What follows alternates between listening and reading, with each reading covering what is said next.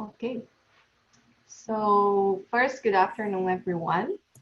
We are happy to be holding, we from the PTSS, so Tarsus Spiritus Society, are happy to be holding this session of Café with Spiritism.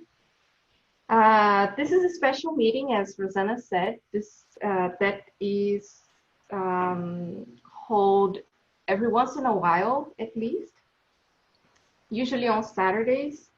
And the focus is to raise questions and debate, share ideas and thoughts about Spiritism and different aspects of Spiritism. And today we will be discussing the topic of Spiritism, a new paradigm of religion. So we have two special guests today. The first one is Suzana Simões. She was born in Rio de Janeiro in Brazil, and she was raised in a Spiritist family. She moved to the United States 25 years ago. Professionally, she is a doctor of physical therapy. She is one of the founders of the Conscious Living Spiritist group in Miami and a worker of the Spiritist movement. The other guest we have is Daniel Santos.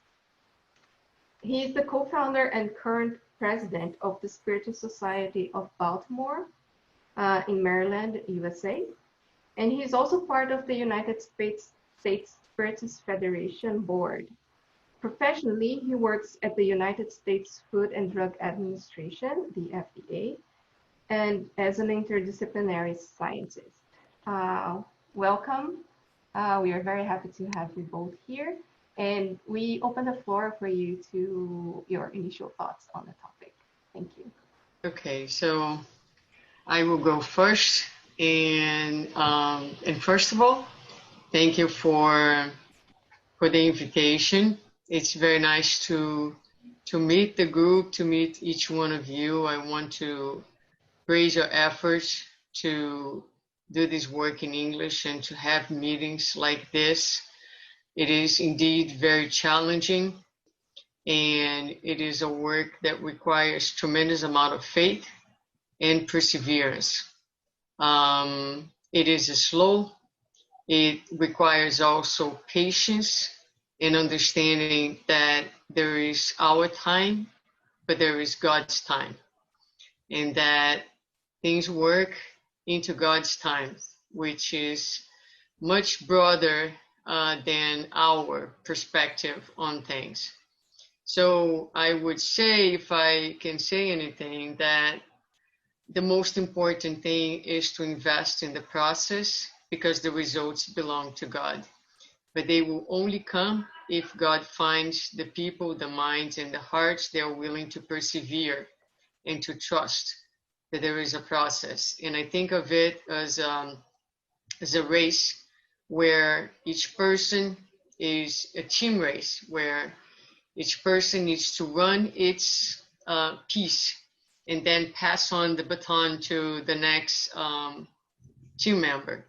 So right now, the important thing is that each one of us, wherever we are, we run the best race we can while we are here, so that we can pass the baton in the best position possible for the ones who will take the race, the next phase of the race. So congratulations for the initiative and for the work that you are already doing. It's very interesting because,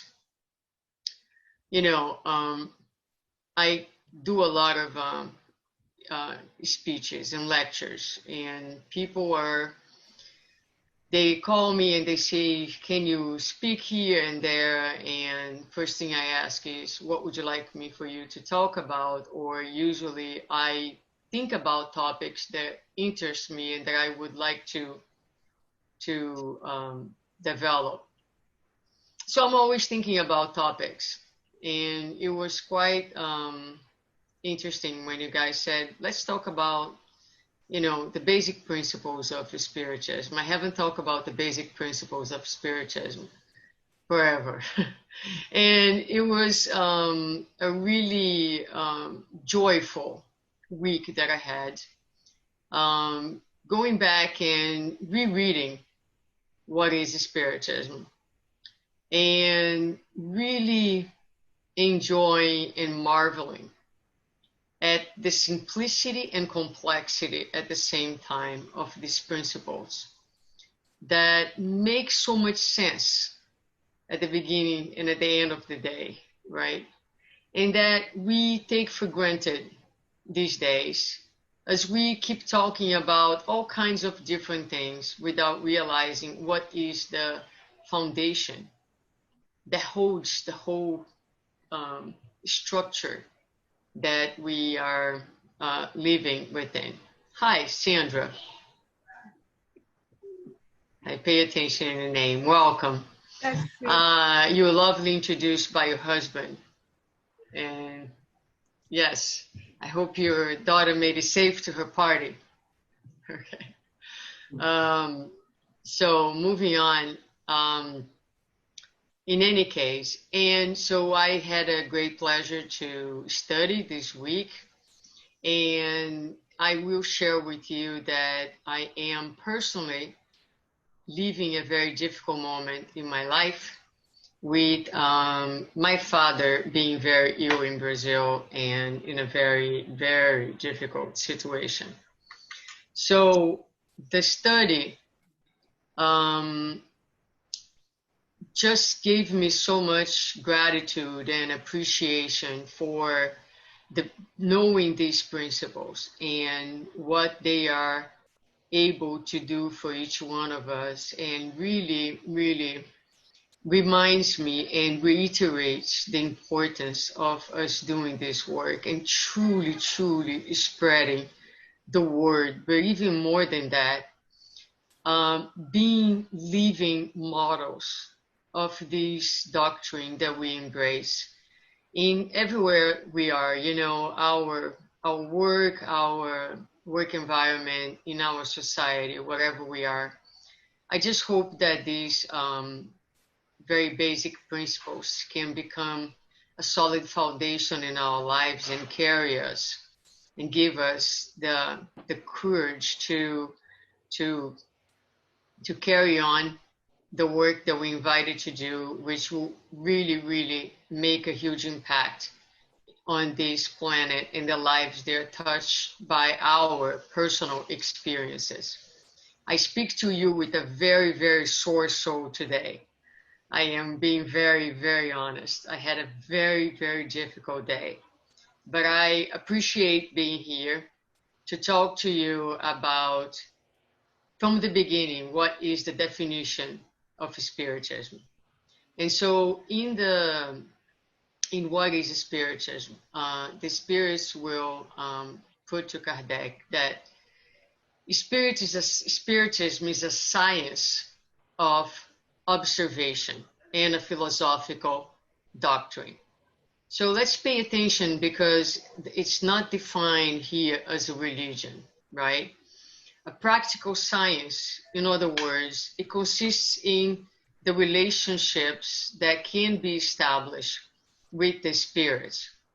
And a philosophy, because it entails all the moral consequences that result from these relationships. So when we are talking about Spiritism, we are really talking about the scientific project that Allan Kardec developed based on the observation that there was something else in nature beyond magnetism, beyond what science knew, and that he came to the realization that behind the intelligent phenomena that he was observing, there were intelligences, right? So Spiritism is really, really a science that studies, that consists of these relationships that we can establish with the spirits, and a body of knowledge, a philosophy of living that brings moral consequences to our lives.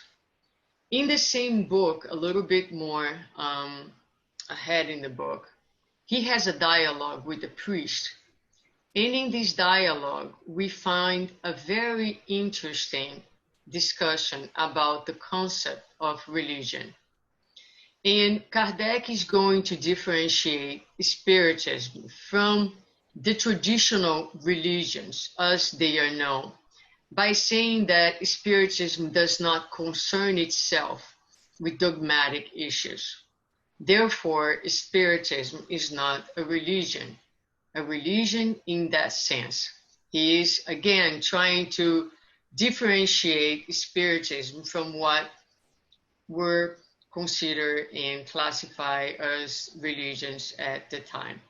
So he will say, and allow me to read, he will say, Spiritism is a science that has moral consequences, as do all philosophical sciences. It comes to shed light on a multitude of questions formerly insolvable and misunderstood. Its true character, therefore, is of a science and not of a religion. And he's going to say that the proof of this is that it counts amongst its adherents people of all faiths who have not renounced to their convictions because of it. So again, here, Kardec, in talking with the priest, will reiterate the idea that it is primarily a science that helps us to answer many, many questions, many issues that we saw in our lives that we could not understand, we could not comprehend. It brings clear explanations about those facts, right? And it's also a philosophy. But it is a body of knowledge that many people can embrace without having to renounce to their formal religion, so to speak. But although he says that it's not a religion, he's going to say also to the priest that Spiritism does not contradict the foundation of all religions. So Spiritism will, for example, proclaim the existence of one sole God, who is just and who is good.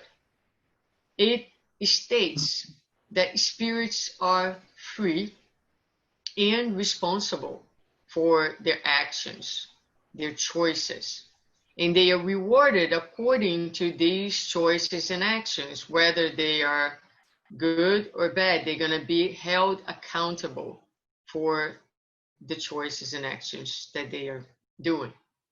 And it's going to place above all virtues charity, as it has been taught to us by Christ. So these three ideas are the foundations of many, or if not all, religions, right? The idea of a God that exists, the idea that we are held accountable for our behavior and actions in this lifetime, and the idea that we need to be charitable, that we need to be loving to one another. This is core of all religions, and in that sense, Spiritism also holds this belief system. So when we look at this, what we're going to understand is that Spiritism is not a formal religion, but Spiritism, through its scientific aspect, that grants us the certainty of the continuity of life, the certainty that spirits exist, and through its philosophical body, will have as a result the development of this sentiment of religiosity. And we are going to talk about the sentiment with a little bit more of details at the end.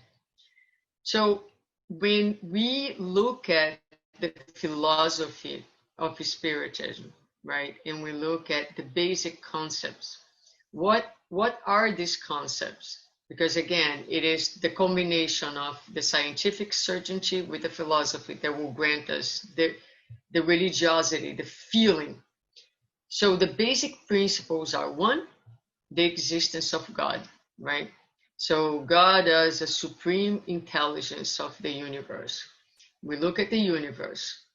We look at a flower. We look at a butterfly. We look at a bee. We look at ourselves. We look at the stars, the sky, and we wonder who made all of this, right? And so when we understand that there is a cause for every single effect, and we look at the grandiosity, the complexity, the beauty of all of these things that are effects, we think it must be a cause behind all these effects, something that is magnificent, something that is a supreme intelligence that had created all those things. So from the certainty that for every effect there is a cause, we analyze the effect, we come to the cause. Although we cannot comprehend God with our minds, because our minds are not yet developed, our intelligence to understand God, we're able to comprehend that God exists by the analysis of the effects.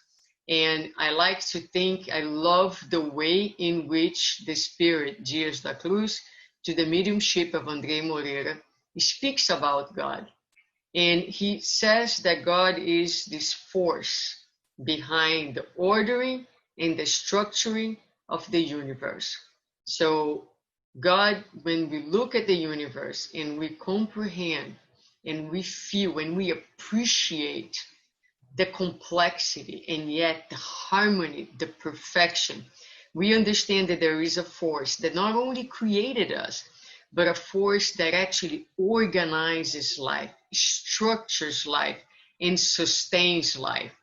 And we, like all nature, because we are part of nature, not only we were created by this force, but this force sustains and guides us towards our final destination. So that's the first principle.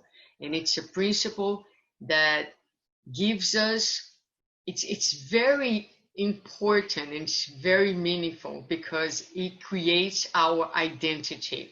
We now are no longer, the biologist, the teacher. We are so much more than that. We are divine beings.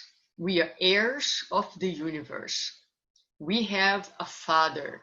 Even if you are someone who in this lifetime has been abandoned, even if you feel an orphan, when you have God in your paradigm of life, in your um, as part of your certainty, the things that you know about, you never orphan. You feel like you belong. You're always going to have that sense of belonging and worth. So it's a very important, sustaining, and essential central issue to our lives. The other principle is the principle of immortality of the soul. So we learn with the immortality of the soul that we are spirits. And the spirits are simply the soul of the ones who used to be living in this earth or in other planets and have been stripped of their corporeal envelope.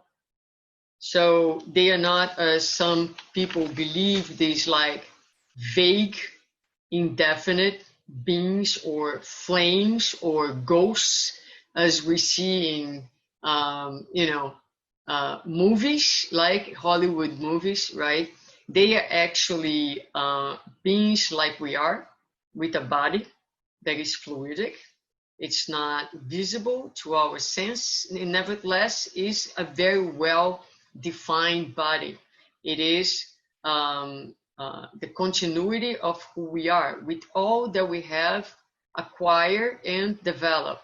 So our knowledge, our feelings, our emotions, our virtues, it all moves on, goes on with us and comprises what we call the spirits.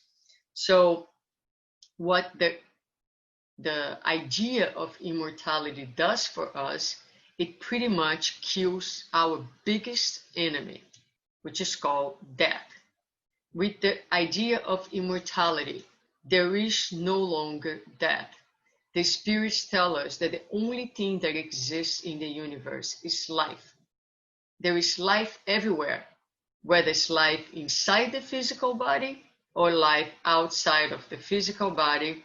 We are always talking about life, a life that goes on, a life that is no longer this vague idea of some place on top of a cloud where we are spending the rest of eternity.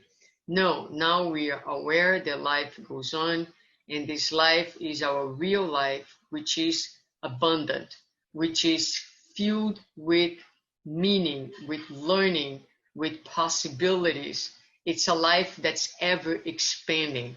It's a life that is something for us to look forward to. I don't know about you. It's not that I think of leaving this planet any sooner than necessary, but with the Spiritism, what happens is actually death is very painful experience. Many people are afraid of dying, but spiritually speaking, it's actually much harder to be born in this dense flesh than actually to die, because to die is to be liberated, is to go back to our real home, whereas to incarnate is means to the spirit a type of death, in a sense that we have to take a being that has all kinds of perceptions and all kinds of possibilities and confine that being into a body that's dense, that's physical, that's material, and that for the spirit represents prison, represents confinement. So it changes the perspective and the understanding of life and death for us.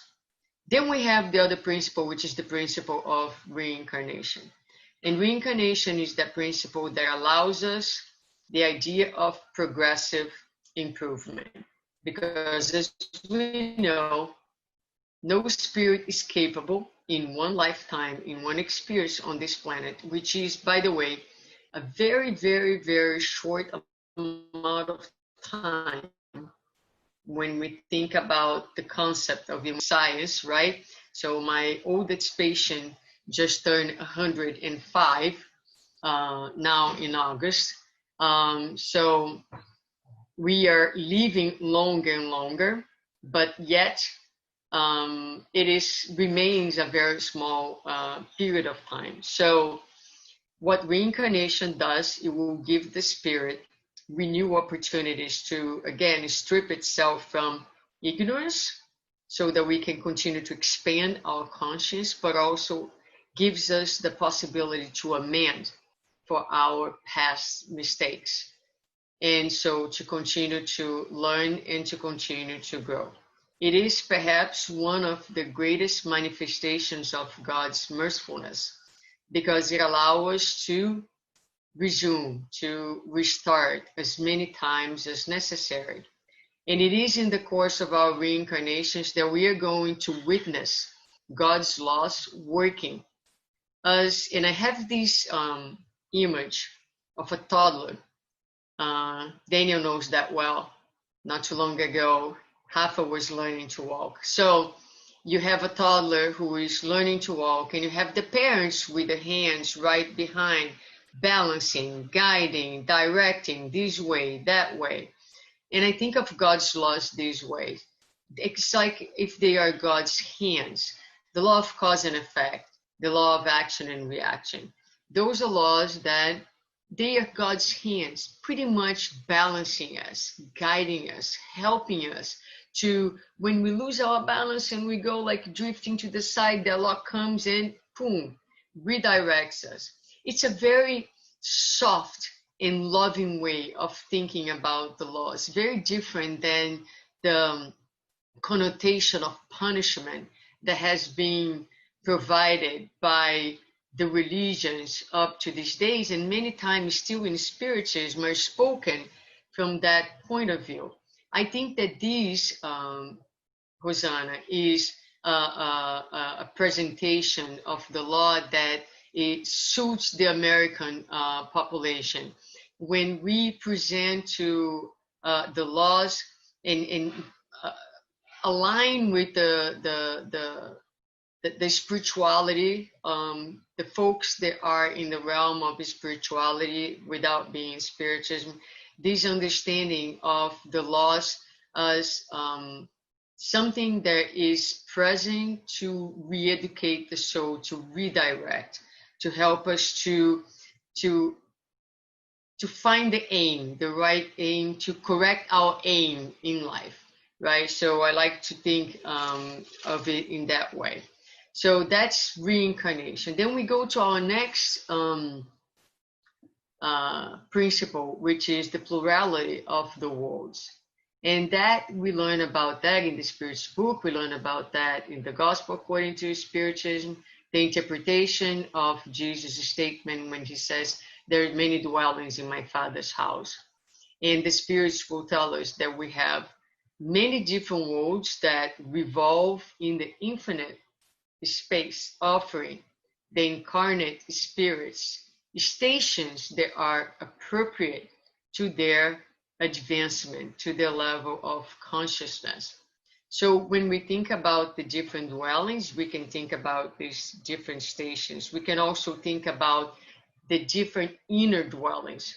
So we can think about spirits and where they are in their level of trouble, in the level of peace, in the level of harmony or disharmony. And those are the different dwellings, the different places and positions of consciousness and awareness. Whether you're talking about inner dwellings or outer dwellings, they actually match. So for each inner state, there is a proper classroom in the infinite. For each inner state, there is a proper wing of a hospital where that spirit needs to be conducted for his or her rehabilitation. So I like to think of the earth as a hospital that has a wing for patients that are in acute phase, a wing for patients that are have developed some chronic diseases, and for patients who are active in rehabilitation. So we have here a very comprehensive hospital that attend to souls, but most of the souls, if not all of them, with very few exceptions, right, which are the missionaries, we are all souls that are ill and in need of some type of care. But there are other dwellings of spirits who have actually been discharged from these type of hospitals, and they are now in some sort of recovery homes where they have left the hospital situation, but they still having some assistance, but they are healthier, they're able to be more useful, they still commit mistakes, but they are not so gravely ill as we are here.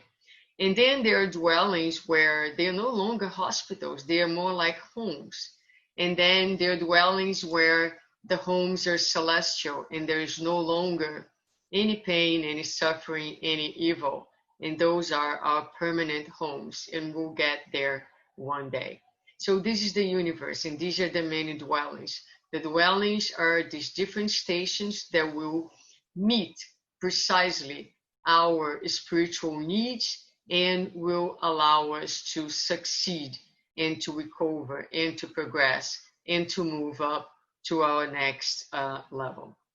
And then finally, the last principle is the principle of communicability that speaks about the spirit's ability to communicate with us.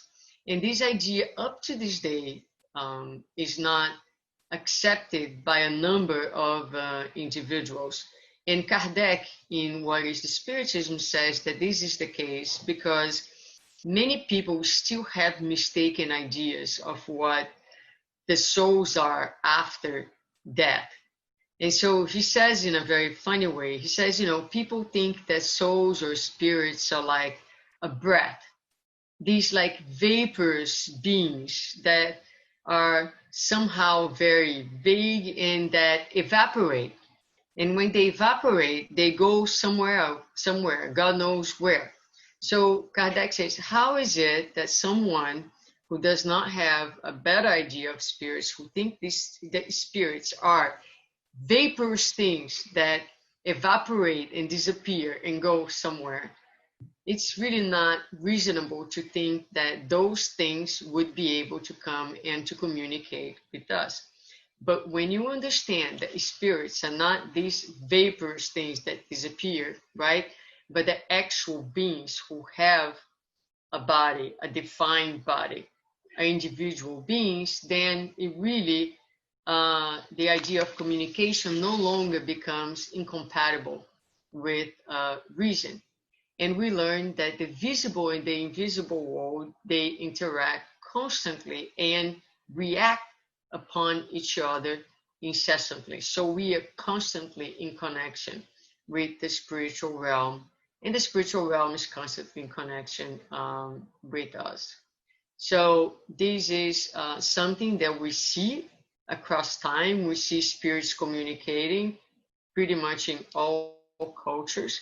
And by the time of Kardec, the communications became a lot more overt and pronounced, because Allan Kardec says that it was on the designs of Providence to put an end to the scourge of disbelief and materialism by means of obvious proof, enabling those who have left Earth to come and to attest to their existence, and also to tell us about their happy and unhappy condition.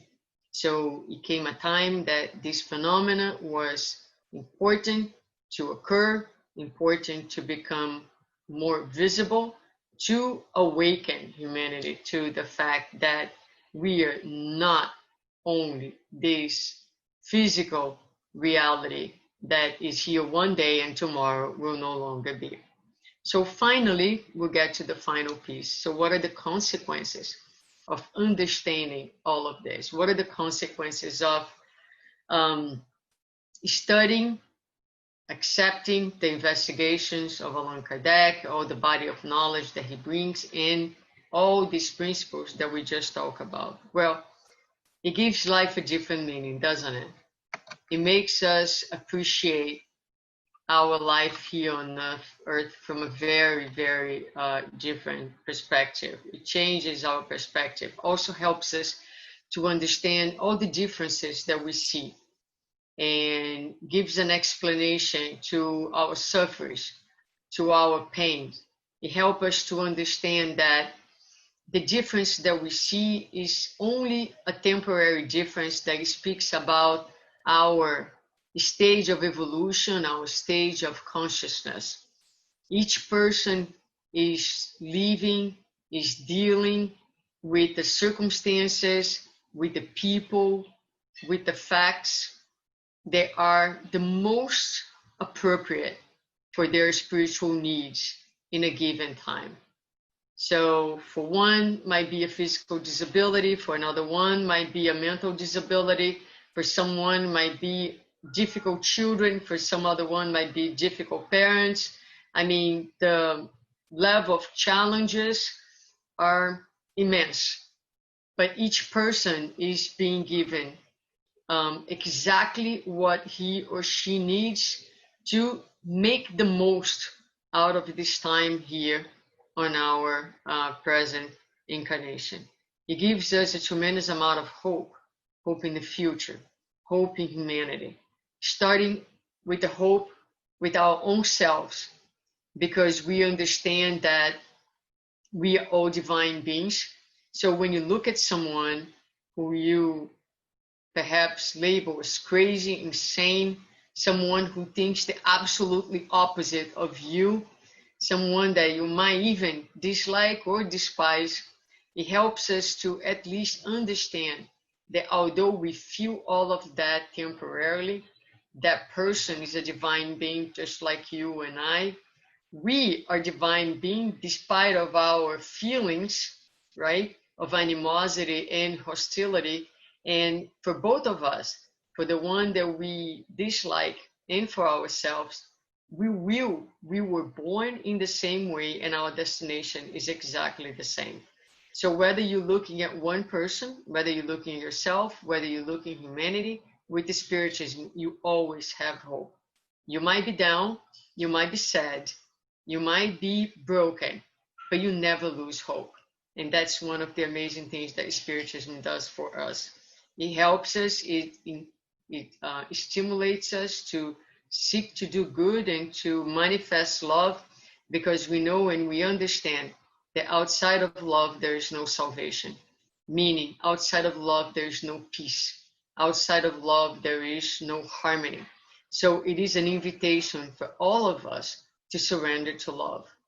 And it's easier said than done, because a lot of times in our most intimate relationships, we harbor resentment, we hold grudges, but life is constantly calling us to love. I will speak to you today with feeling like deep knowledge of that as I look back at my relationship with my father, right? And at this very moment, I am in a deep process of reviewing my own feelings and telling myself, and that's what is the most painful part of life, is that so many times we lose precious time complaining, accusing, holding people responsible for things instead of just opening for love. I tell you, open yourself to love. Let down your guard and embrace the people who are right next to you while it's day. Because time will go by and then you don't want to look back and say, I resisted love, right? So love is the answer, is the beginning, is the path, is the end, is everything. And Spiritism tells us that when it says outside of love there is no salvation, it's true. Outside of love there is no peace. So it changes the way that we relate with the world and we relate to one another.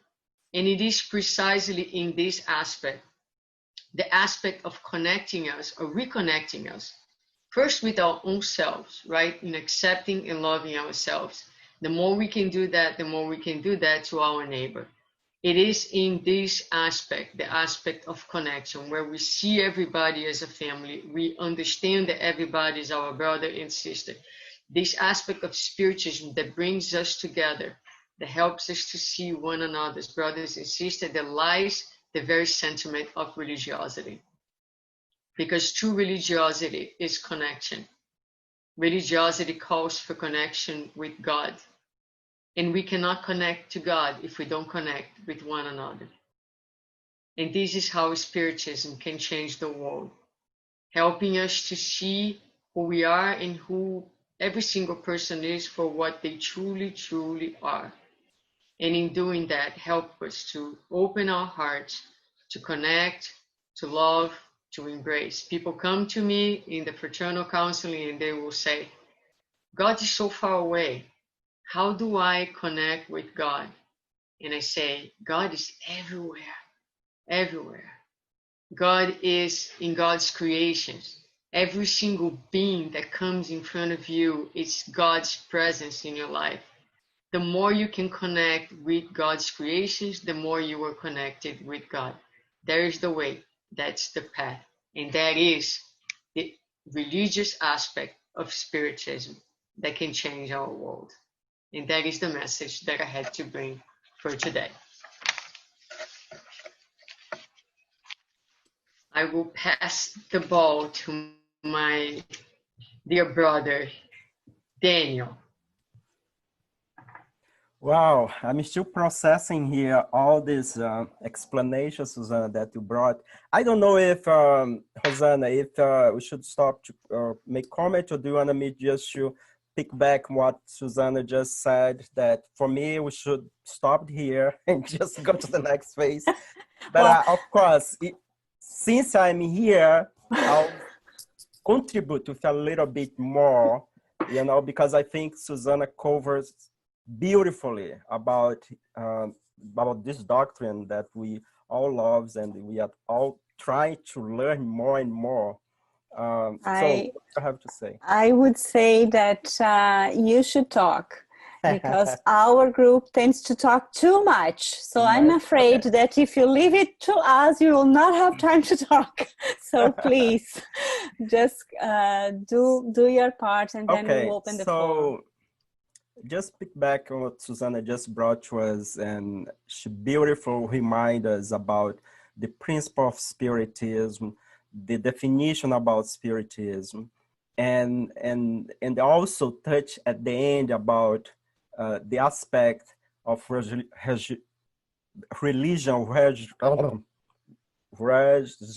I cannot pronounce that word. Religiosity. That is, as she mentioned, is the main thing that Spiritism comes to us. It's not